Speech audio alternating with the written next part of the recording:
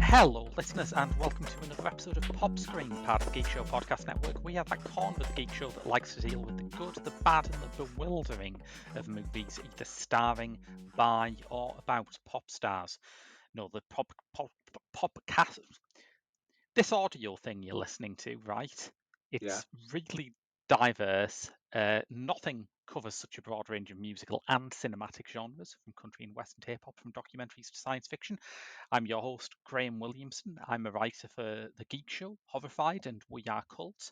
And I'm joined this week by... Mick, who this week will be voiced by someone who sounds almost but not entirely quite unlike one of the Beatles. Yes, this week we are looking at Yellow Submarine, one of our occasional efforts to spotlight the more obscure groups who've made films. This one is the Beatles. The Don't know if you're aware of Beatles, I them. believe, is the correct pronunciation. Sorry, yes. Although there is a school of thought that Beatless is a more apposite epithet. Yes, after they were accused of beating more. Indeed. Yes, Yellow Submarine. Every time I've raised this film with you, your response has always been, did I put myself down for that? I mean, to be fair, about 75% of the ones I've done has had that reaction. This is more to do with my advancing years than it is to do with my passion for. Well, Pop maybe, Screen. yes. I was just wondering if as you watched the film, you had cause to revise that apprehension. In this case, it is and remains the case that I actually did think, did I? I mean, first of all, I'm saddened.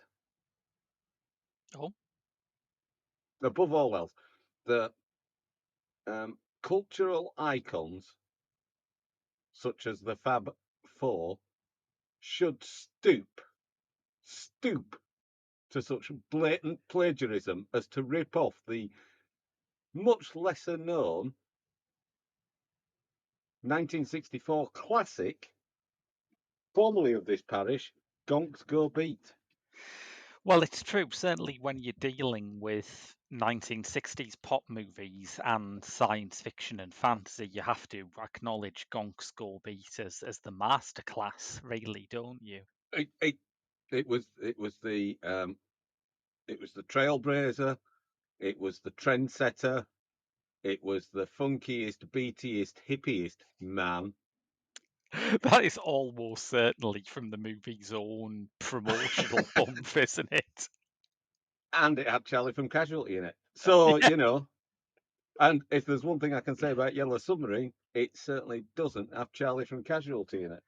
It doesn't, but it does have another future soap opera mainstay. Are you aware of this? No. Paul McCartney is voiced in this film by Geoffrey Hughes, later Oh, to of course become he is, yeah. Eddie the Yeah. Bin Man from Coronation Street. And of course, who was also a relative of Mrs. Bucket. Oh, really? Small world. Yeah, I believe he was a relative of Hyacinth in the sitcom Keeping Up Appearances. So, star-studded cast is what we're saying here. It is, and what I like about it is that it also features the irrepressible, I thought until watching this movie, Lance Percival. And would you argue that Lance Percival has been successfully repressed by this movie? I would say that if this was earlier in his CV than it is, the rest of his CV might not exist. Not not his finest hour. No, no. But then I imagine that it's not most of the actors involved in this production's finest hour, because most of them probably went into the recording booth going, "What are these words that I am saying? I know all these words individually." Well, not even then, sometimes. I mean, there's Well, some ripe yeah. gibberish in here. Mm. But yes, Percival, it wasn't Percival's first encounter with the Beatles. No, I believe he voiced, was it John Lennon in the American animated series, The Beatles? He voiced Paul and Ringo in, Was it yes, Paul an and ABC Saturday morning cartoon series based on the Beatles, which that's one of the few bits of Beatles ephemera that doesn't get dusted off very often, isn't it? No, but I have vague recollections of watching it on a Saturday morning. I think Right. I think it briefly got sort of dusted off in the 70s as part of the cartoon strand on things like Swap Shop, which was quality entertainment. They had a dinosaur called Posh Paws. What's not to love? Absolutely. I seem to remember it that the Beatles cartoon was what happens if you take Scooby Doo, for example, ditch the dog, and make all the humans run like Shaggy, and obviously give them the same haircut and the occasional beard to differentiate between the four members of the Beatles. Somewhere that Zaslav guy who's just took over Warner Brothers Discovery is scribbling down notes on this thing. Hold up, this is gold. I can do this with the entire DCEU. Cancelling successful franchises as I go. Yes. So Yeah, yeah, it's obviously, as we've basically said, this does not have the Beatles in it, apart from one live action cameo at the very end, which was basically there because the terms of their United Artists contract said we want to release 3 films with the Beatles in them. I mean that's stretching contractual credulity to the limit, isn't it? Yes. I I remember that there are 2 tracks by bands from Liverpool called All Together Now. And Yeah. I didn't ever think that I'd be thinking The Farms was the superior. It's not a great song, is it, altogether now? It's No.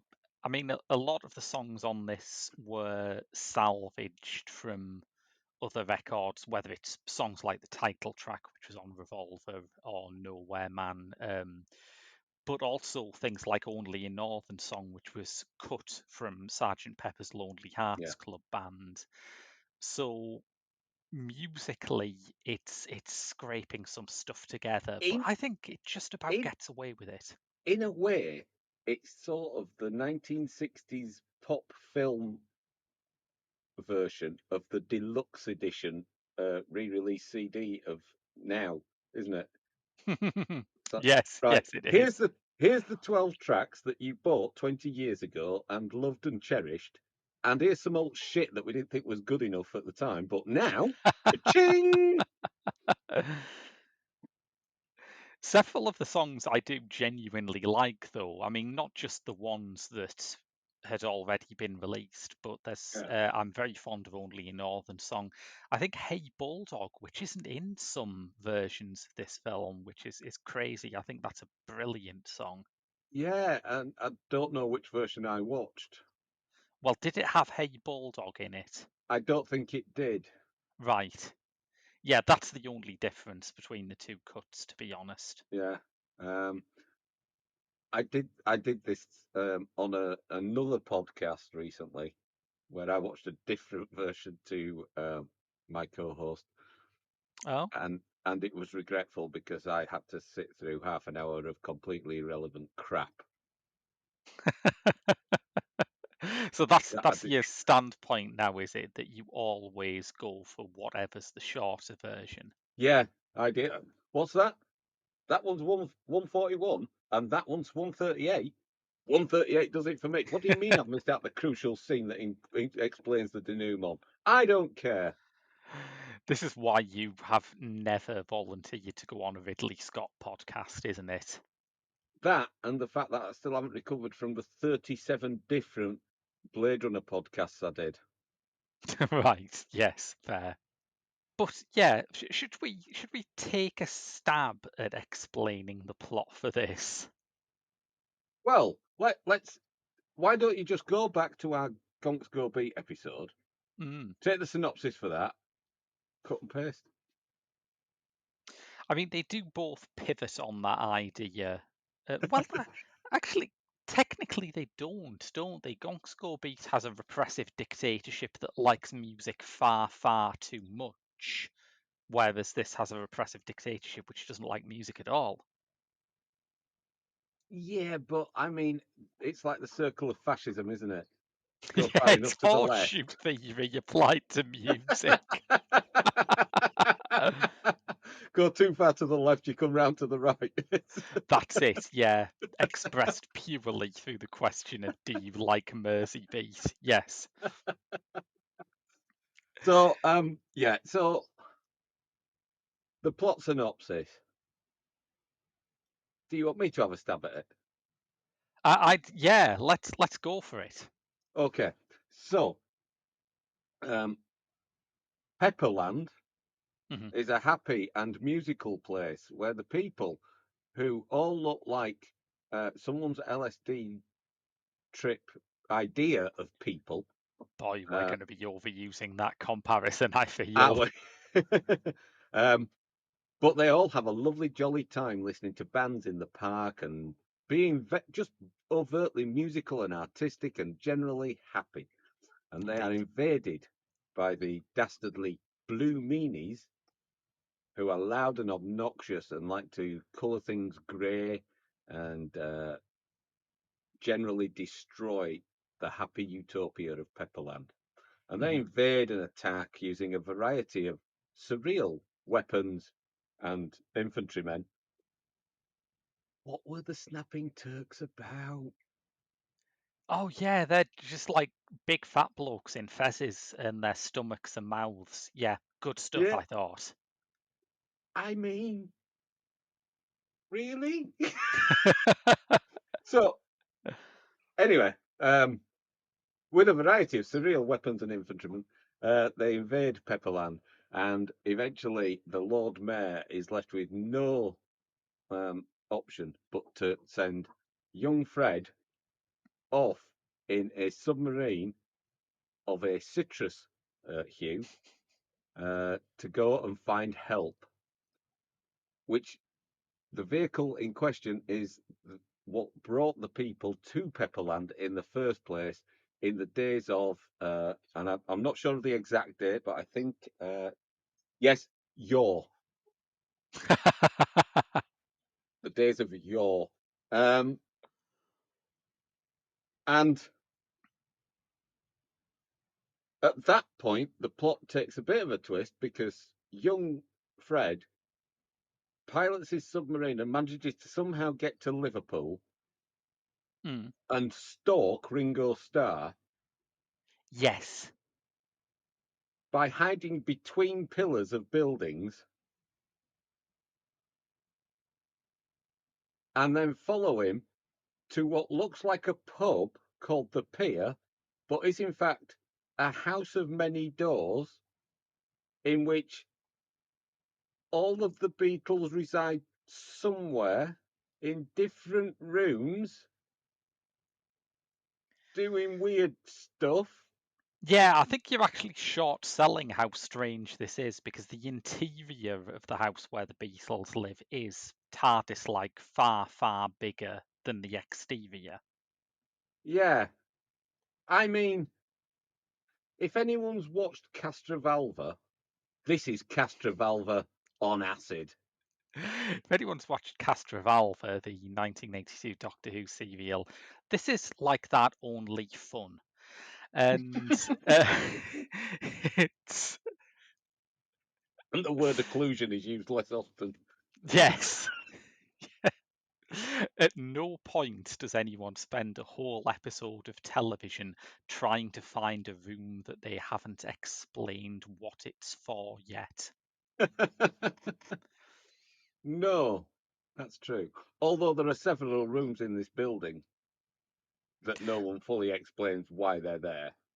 It's true, yeah, isn't it? Now, I think I can one up your comment about this being a bit like Gonk Skull Beat by pointing out that this is the weirdest version of another classic 60s music trope, which is, the band all live in a house and have wacky adventures together, Yeah, which is famously in The Monkees. It's in Catch Us If You Can, the Dave Clark 5 film.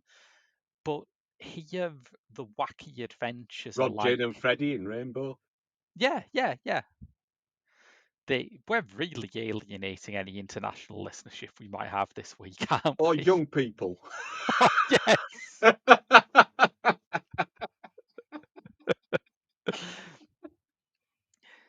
But yeah, it's just that this time the wacky adventures involve Paul driving a car up and down the corridors that keeps changing colour, and occasionally the doors all open and a I thought it was Victorian George. circus strongman runs out.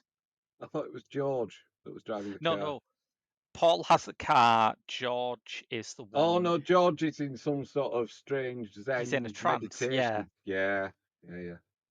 The George Harrison bit is the one where I thought, yeah, okay, that's probably not exaggerated. Yeah, That that's one's probably probably, documentary evidence. yeah, pretty Yeah, accurate.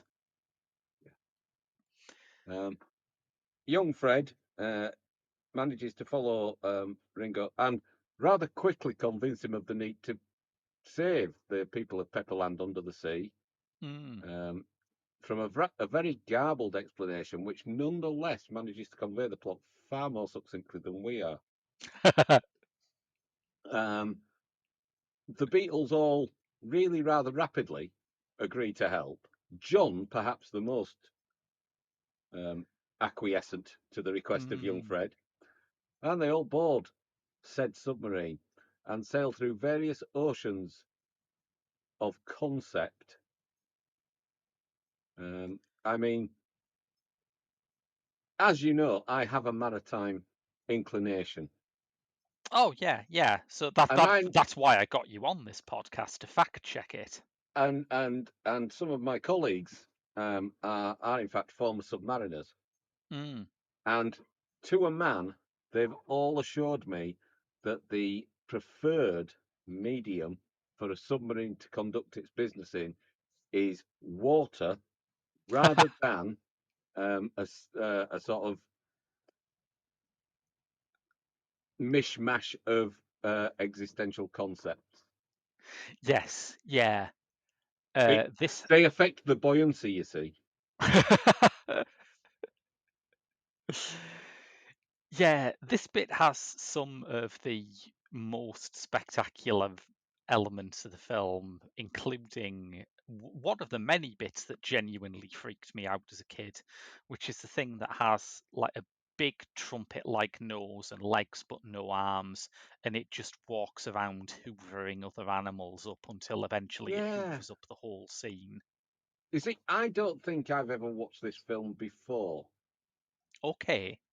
but I recognise the animation style mainly because all the promotional videos when various of the tracks have been re-released throughout the years have come from this. Mm. So it's like one extended pop video. In many ways, like Jerusalem. In many ways, like yes, yeah. I mean, if you think about it in terms of a forerunner to those like 80s extended pop videos that we had, like as you say, Jerusalem, like It Couldn't Happen Here, the Pet Shop Boys movie, Man Blue Trap Jean. with ABC. I mean, we've covered quite a few of them. Yeah, It does make us, you can make a case for this being a pioneer of that form, I think. yeah. Or just that marketers later on in the life of the Beatles, or rather after life of the Beatles, really, um, were just lazy. Well, yeah. I mean, the we're gonna go re-release Yellow Submarine. Shall we? Shall we do a video? Yeah, I'll see what I can knock up. There you I mean, go. it's easy to sort of call that lazy, but what's the alternative? Get the lads back together for an afternoon. Well, I mean, they didn't even do that for this, did they? So No, no, they no. could use It's the Beatles equivalent of avatars. oh God, yes. You'd forgotten about avatars, hadn't you? Already, yeah, which My is my my work here is done. surprising considering the number of times the Sunday Times culture supplement, Britain's worst newspaper supplement, insisted that this was going to change pop music forever. Oh dear. I think it was meant to be groundbreaking because um, normally when holograms are used on stage, it's for a performer who's literally dead rather Yes. than just creatively dead. Yeah. But it Very didn't, cool. and we should never speak of it again. Watch out, listeners, for my 15th appearance after this one. And I will remind him once again of the avatars. And I'll have forgotten again. It's my equivalent of you putting yourself down to do this film. It just slips out of my brain as soon as I'm reminded. Yeah. I keep agreeing to do Zack Snyder stuff with Andrew as well, and it's why? Why do I do that Yeah, to why myself? do you do that, man? It's like about 7 hours long and they're all terrible. Send I hate know. mail to the usual address, by the way, listeners. I really do not care. So yeah, so they make it back to Pepperland eventually. Mm. There's a little bit of a STEM educational moment where they figure out how the submarine works. Oh, that's accurate. That's definitely accurate, Oh, right? that's module 104 in the marine engineering syllabus. Good. I've checked that. That's it. That's 100% kosher information in there. That is. Is it the case that every submarine is fitted with a big lighter that pops out of the top in case it needs to light a massive cigar, as happens Yes, at one point in this yes, movie? Good. yes. In fact, I believe that only actually started being fitted as standard as a result of Yellow Submarine. Yes, life imitates art. Yeah. Um, I mean, now, we've moved on. It's a largely ceremonial device, Yeah, only brought out on special occasions. it just carries vape liquid now, Yeah, doesn't it? that's it. Well, for health and safety reasons, if nothing else. Yeah. Um, so, they get back, and the Beatles um, dress as Sergeant Pepper's Lonely Hearts Club Band, play some music after some japery and chasing, and manage to defeat the Blue Meanies, wake up the Lord Mayor, and everyone goes home happy. Mildly Yes. confused, but happy. Or stoned, one of the two. I mean, we've It's one of the spoken. few films that you can go into having never touched drugs in your life and come out high as a kite.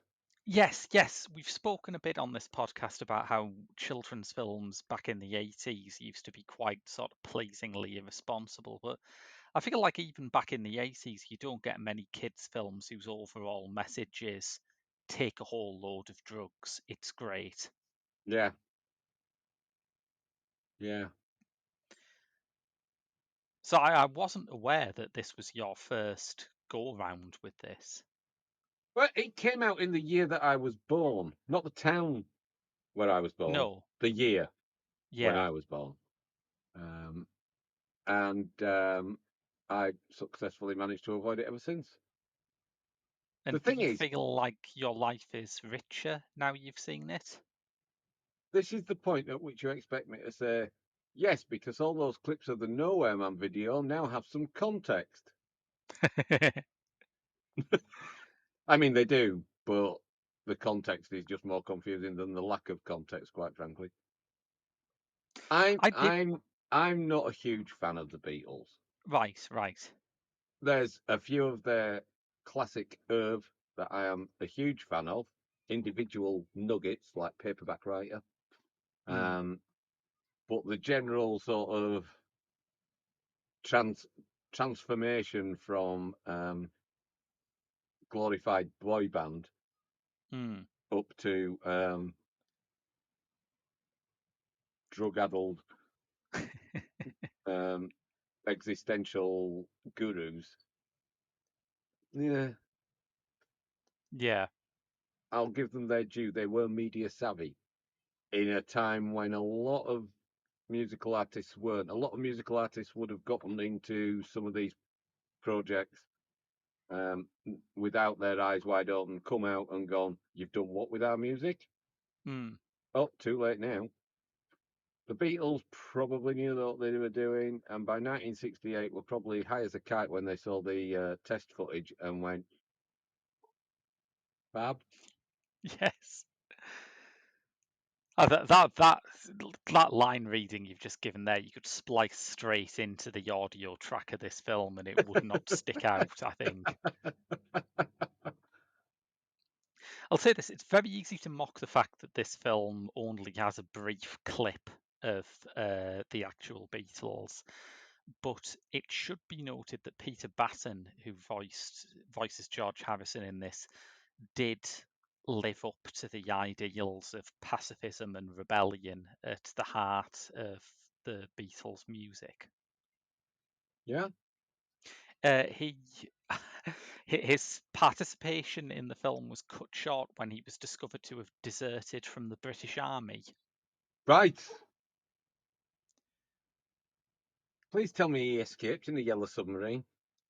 It would be nice to think, wouldn't it? No, the only case I am aware of on record of anything like that happening in real life is the British surrealist author Leonora Carrington, whose official biography states that she was briefly incarcerated in a mental asylum in Spain, but was rescued by her nanny in a submarine. I mean, that actually makes more sense than most of the film we've been watching. Yeah, normally when I bring that anecdote out, it's the weird bit of the podcast. Yeah. You're going to have to up your weird game today, I think. I think so. Yes, yeah. And that means going further than just having me as co host. But visually, Mick, this is extraordinary, do you not think? It is. It Mm, is extraordinary. It's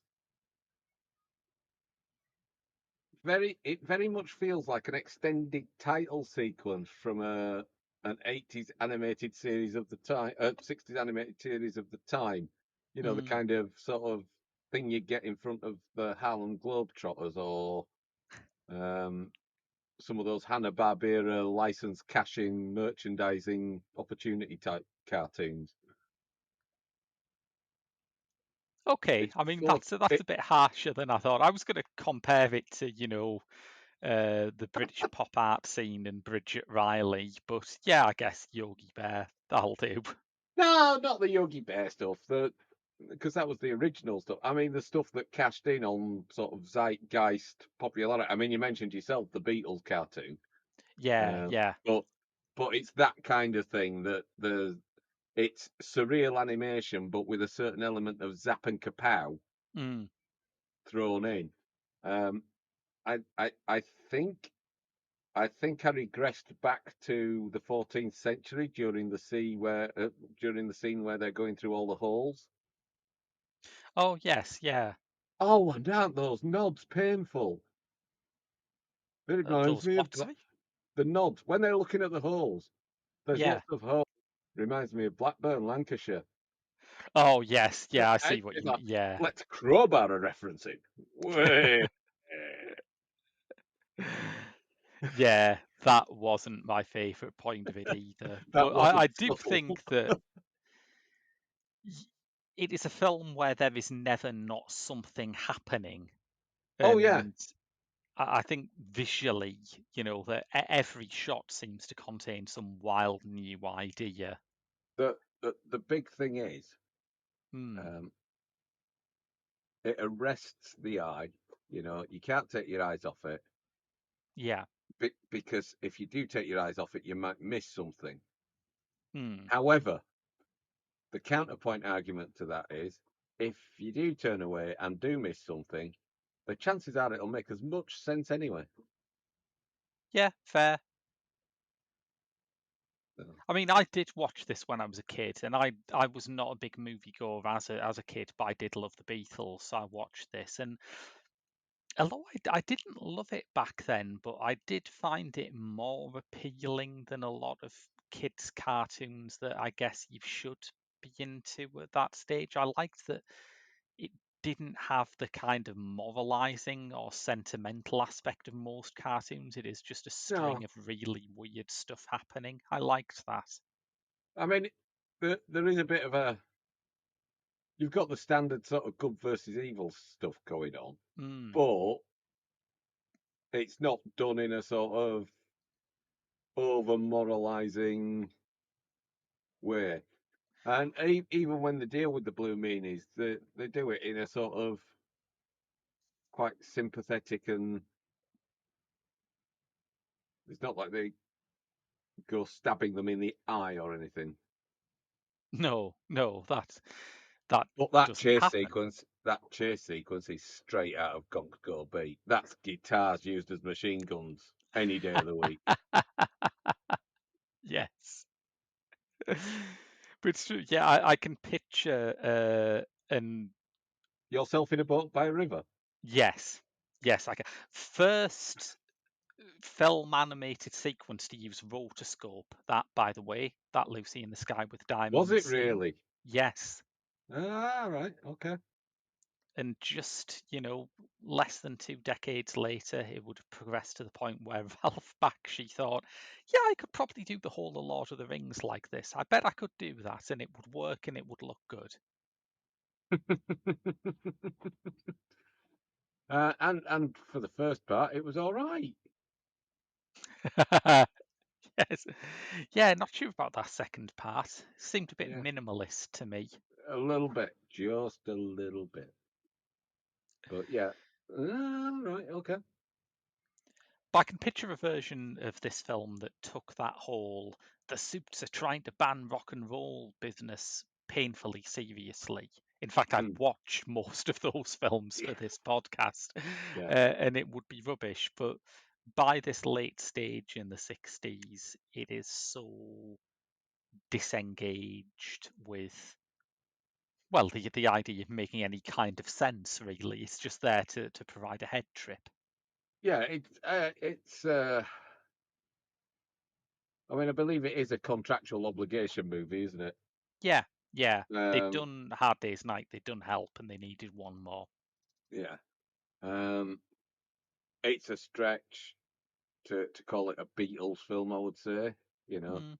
it's a Beatles film in the same way that Yesterday's a Beatles film.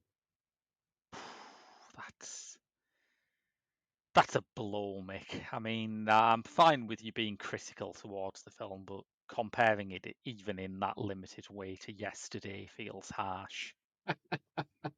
At no I point does told you Ed I wasn't going to Sheeran be appear kind. in this. I told you I wasn't going to be kind. But They yeah, it's plagiarized basically Gonks Go Beat,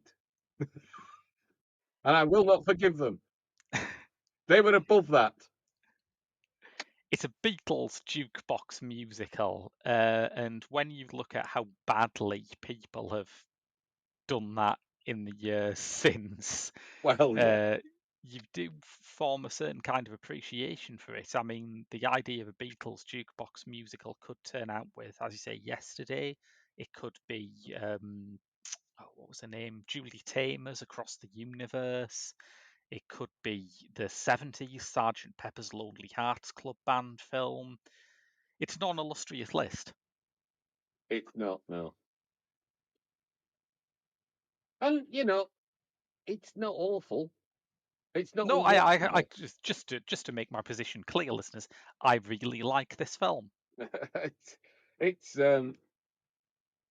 I think it's one of those films where, or if you have a proclivity for watching weird sort of niche stuff Which, from the yes, hello 60s. there.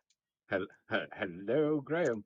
Um, the from the 60s and that kind of era. If you like that surreal, off the wall, doesn't need to make complete sense type stuff, Hmm. then yeah, it's a great film.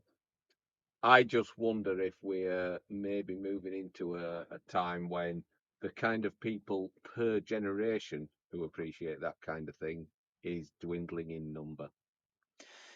I would say yes, but I would also say that we need to strap people into that machine from A Clockwork Orange until they learn to appreciate stuff like this. It's my modest proposal, I know. Right. Do you remember that circle we talked about at the top of the podcast?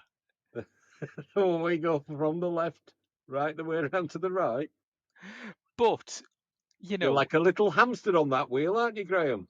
absolutely, yeah, I plan to change political orientation at least 3 times in every podcast from now on.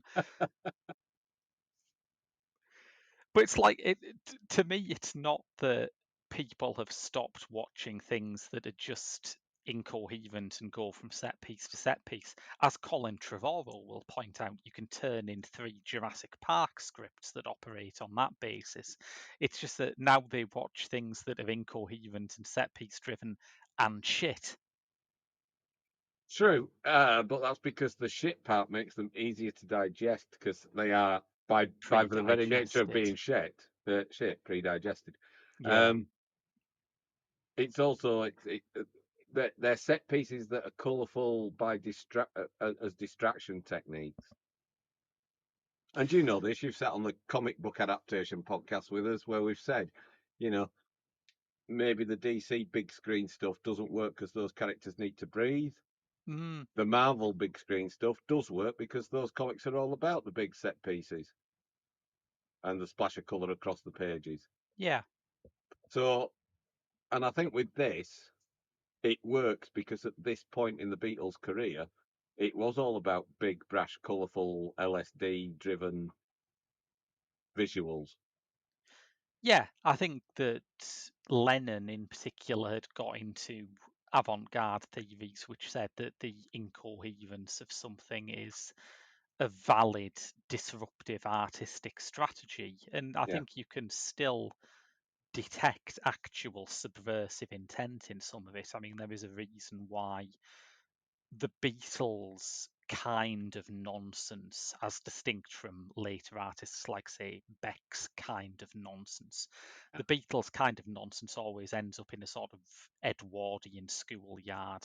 It's always about sort of retired colonels and strict teachers and things like that. You can hear it in I Am the Walrus. You can see it in the depiction of Pepperland here. yeah, There's something, just a very almost subliminal hint of something a bit nastier and more pointed under it that I yeah. like. Yeah, I don't know why. I always thought it was kind of a sort of. I think I always thought it was a kind of extended pop video for the 68, 69, sorry, 67, 68 era music. Which is broadly true, I think. Um, yeah, but I kind of expect when it mentioned Pepperland, I Mm, did kind of expect almost and there are little references. There's late of Pablo Fanquis Fair on one of the signs that, well, it actually just says late of, and you yes. never actually see Pablo Fanquis Fair um, on one of the streets that Ringo's walking down whilst being God, stalked by a yellow submarine. I adore Being for the Benefit of Mr. Kite. Yeah, and People don't talk about that song enough. that, and there should be a show tonight on Trampoline. Well, I mean, living round here during the summer holidays, there's show pretty much every night on trampoline in someone's back garden. But yes, Yeah, yeah. But also, the Hendersons should all be there. what a scene. Mm. So, yeah, and I don't know whether part of my disappointment with the film is the fact that I don't go on a journey through from Hmm. Sergeant Pepper's through to is it White Daniel? Album, I guess. Yeah. Yeah. So, but yeah, it's okay. It's all right, I guess. I didn't turn it off halfway through in a fit of pique. Has that happened in your podcasting career? Yes, don't tell Andrew.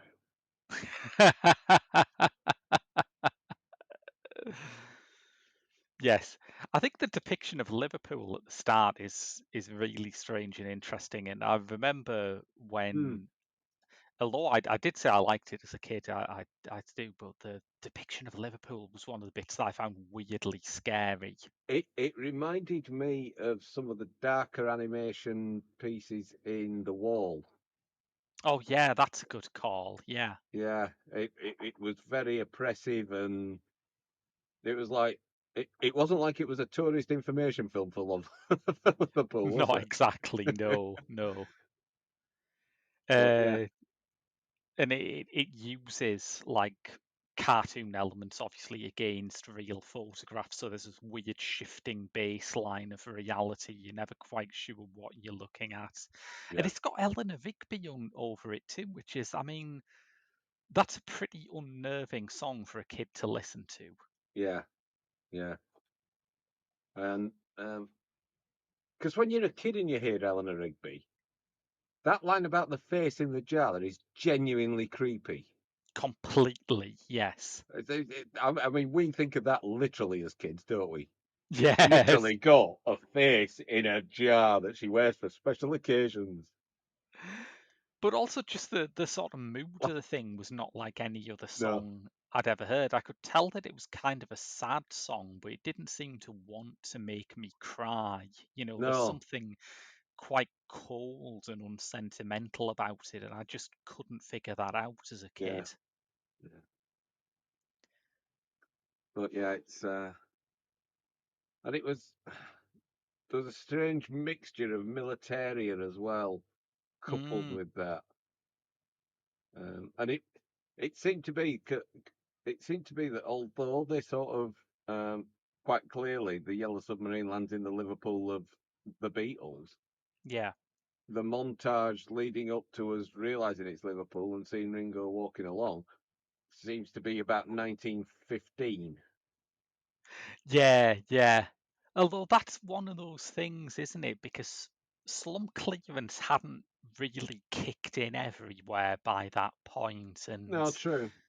I mean, Roger McGough did an uncredited pass as at the script for this film, and his band, The Scaffold, made a short film called Plod, which was shot in actual Liverpool, in actual live action, and it scarcely appears any less weird and archaic than this version of Liverpool at that point. It's like there's Just still, slightly fewer submarines stalking people. yeah, yeah, if you could just like Photoshop in a yellow submarine floating through the background, you'd struggle to tell the difference. But it's Um, yeah, you look at footage from that era, and there are still streets where there are gaps from the Blitz. yeah. It's quite an odd historical thing to look at. And I think there is within um, within the Liverpool section, Mm, you've got quite a stark contrast between the dirty sort of grime-ridden Liverpool that leads up to entering the pier, and then it's almost like the Wizard of Oz transformation scene from black and white into colour. yes. You go into this huge house with a lot of Scooby-Doo style action running Yeah. between doors, um, but it's all bright and colourful. Even the Zen room where George is quite Mm. colourful. And it's quite a funny thing, isn't it? Because all of Ringo's scene before he goes into that house is taken up with him complaining about how boring and miserable his life is. And Yeah, that's obviously a very standard story beat. If your lead character's going to go on a magical journey, they have to have something they want to escape from. yeah. But then you find out that he lives in a house that's like infinitely huge and has weird monsters and things running up and down the corridors. And you think, how dull can this get exactly? Yeah, yeah. But that, well, I mean, you say that, right? But you think to yourself, What a wonderful world. what a wonderful world. But if that's your life, day in, Mm, day out, it will get a bit monotonous. probably, yeah. I mean, I don't think it's really a problem. I think it's another example of how. There's a reason why John Wayne started doing detective movies after all them westerns. Yes. Shooting them there engines ain't all fun, you know. It gets on your wick after a while. Yeah, fair. And, I think the film thrives off turning cliches on its head and from a kind of incoherence. So it doesn't really bother me that that plot point doesn't add up at all. I mean, another example, Keanu Reeves got sick of making all them John Wick movies, so he made that Matrix Wick. Yeah, I'd never Matrix. thought of the obvious comparison between this and the late career of Keanu Reeves, but now you mention it, Yeah, I don't. I just wonder if in 20 years' time people will still watch Yellow Submarine without having it forced on them by grandparents that come from our generation. I think it's weathered over 50 years. I think that's like enough time to say that it's probably not a flash in the pan, right? Oh yeah, no, I mean, I don't mean necessarily just Yellow Submarine. I mean other films of its ilk. That's a real because I think there's because I didn't really experience the '60s, Mm, but a lot of the cultural touch points were still relevant in the '70s. A lot of the bands were still around, maybe with different formations or different frontmen, but a yeah, lot of the bands were still around. All the individual components of those bands were around in other projects. Um, the TV shows were interspersed with repeats of the movies and stuff like that. I just yeah, think, same here. yeah, as we're getting further and further away from the '60s, and indeed any other decade, the same could be said for things like It Can't Happen Here and Jerusalem. I mean, apart from when we did the podcast, who'd ever seen Jerusalem? Don't tantalize me, Mick, with the idea that 80s nostalgia might eventually stop. It won't. I've resigned myself to living in a fallen world. I'm it going to have Hadley fucking Freeman go on about the fucking Breakfast Club until I'm in the fucking ground. right. Is this not a good time to mention that Altered Images have released a new album?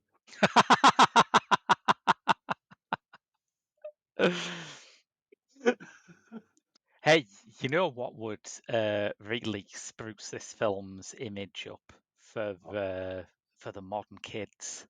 Well, If there was a CGI remake, yes, and there nearly was. no, Oh yes, made by that master of extremely ugly-looking CGI cartoons, Robert Zemeckis. wow, Test footage from it has leaked online. It was one of those things where do you remember when Robert Zemeckis went through that phase where everything he did had to be a really ugly CGI animation? mm. Yeah, he was going to do it in that, but the studio that he formed to put those out uh, released a film called Mars Needs Moms, which, Yes, yeah, I remember it being around. Mass Needs Moms is one of the biggest bombs in Hollywood history, and no one ever talks about it. I think I even went as far as seeing the trailer. Was that a Kim Basinger vehicle? Or was I that want My to Alien is a say Stepmom? possibly. I don't know. I'm going to check. But I'm that going to. you would I'm. have to go. So, I'm going to do something that the UK government very rarely does, and fact check a statement. yes. Yes. Mars. Oh no, it turns out Mars Needs Moms wasn't produced by Disney. It was produced by the woke civil service. 2011. No, Yeah. no, it's Seth Green, Seth Dusky, Dan Fogler, Always a Elizabeth bad sign. Elizabeth Hanois, You see, Mindy Sterling, and Joan Cusack. what you've done, I bet, is you've mixed up Mars Needs Moms with Indecent Proposal, which is a mistake a lot of people make. Anywho, Yeah. yeah, Mars Needs Moms is one of those bombs that reshaped Hollywood, kind of like Heaven's Gate did, but unlike Heaven's Gate, it does not have many people out saying it's a misunderstood masterpiece. But after Mars Needs Moms tanked, firstly, Disney insisted that John Carter of Mars could not be called John Carter of Mars because apparently the whole reason Mars Needs Moms was a bomb was because it had the word Mars in the title.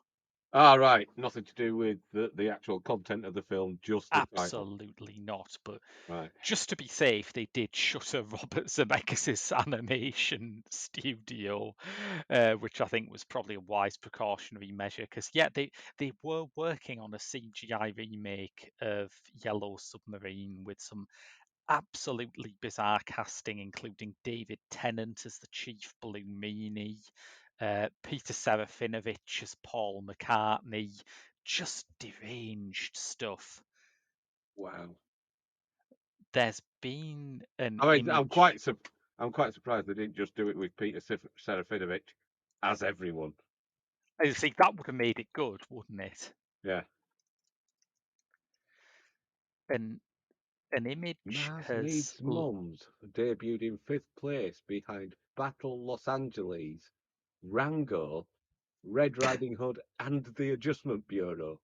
wow, that's not a great list of films to lose out to, I think.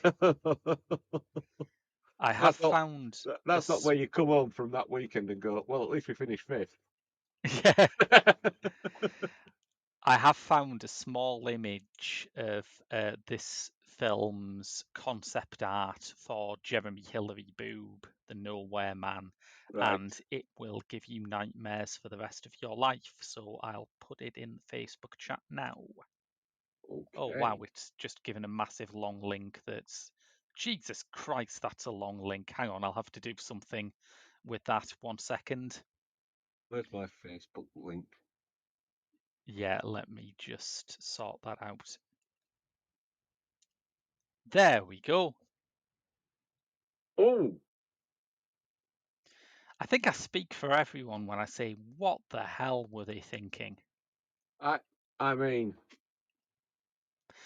What I'm looking at, listeners, is a sort of pot-bellied naturist wearing only a sleeveless jacket that's with a definitely an outie. yeah, with a huge pop-out belly button, and Either that or maybe we don't want to get into uh, what else it could or be. or Mrs. Boob, not a happy woman. Yes. And he's got a sort of clown's face, which I guess the one in the original film had a kind of clown's face at all as well, Yeah. but as part of a clearly non-human character, so it was less horrifying. Yeah. Mm, Why do bad things happen, Mick? why do bad things happen? That's Yeah, All bad things happen because of Thatcher. Yeah, I feel Hugh and Margaret Thatcher probably had some say in green lighting Robert Zemeckis' Yellow Submarine. Yes. Well, on that historic note, I think that just about wraps it up for another week. Mick, where can people find you on the internet? Hiding away from Facebook and the lower reaches of the internet. But you can find me regularly contributing to the podcast. Behold, ... Insert Indeed. name of comic book adaptation here. And obviously, I do occasionally pop up on Pop Screen, despite never ever remembering to have agreed to doing so. Nice. Yes, don't forget, listeners, if you want more from us, you can get a bonus episode every month by donating to our Patreon at www.patreon.com/The Geek Show, where you'll also find Rob's Asian cinema deep dives, some video game pieces, and my twice weekly Doctor Who reviews. But until then, that's your lot from another episode of Pop Screen, and we'll see you in a fortnight. I've been Graham. And I've been Mick.